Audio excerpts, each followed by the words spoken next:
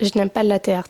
Et pourtant, je suis totalement addict. Bienvenue dans l'épisode 3 de devenir la meilleure barista de France. Et aujourd'hui, je vais t'expliquer pourquoi c'est super important de maîtriser les petits dessins dans le lait que tu vois un peu partout. Tous ces petits dessins, ça s'appelle le latte art. Et depuis que je cherche à devenir barista, j'ai voulu un peu passer outre le fait de maîtriser le latte art et me concentrer sur le goût du café que je fais. Sauf qu'en fait, je passe vraiment à côté d'un pilier essentiel parce que à force de candidater, je me suis rendu compte que c'était quasiment essentiel. J'étais obligée de maîtriser le latte art, ce qui n'est pas mon cas. Mais du coup, pourquoi c'est aussi important de maîtriser le latte art? L'argument numéro 1, c'est que c'est vendeur. Pourquoi? Parce que c'est instagrammable et que c'est joli. Ça va apporter plus de clients et surtout ça peut aussi fidéliser ta clientèle. Mais outre le fait que ça soit ultra vendeur, ça montre surtout le savoir-faire du barista. Ça montre qu'il maîtrise le créma de l'expresso et aussi le moussage du lait et surtout la gestuelle pour te faire un joli dessin. Et de 3, celle que je préfère, c'est que le latte art peut devenir ta vraie signature. On peut le remarquer, mais maintenant il y a un nombre incalculable de modèles possibles en latte art. Mais il faut surtout retenir que à force de s'exercer, ça devient relativement déprimant.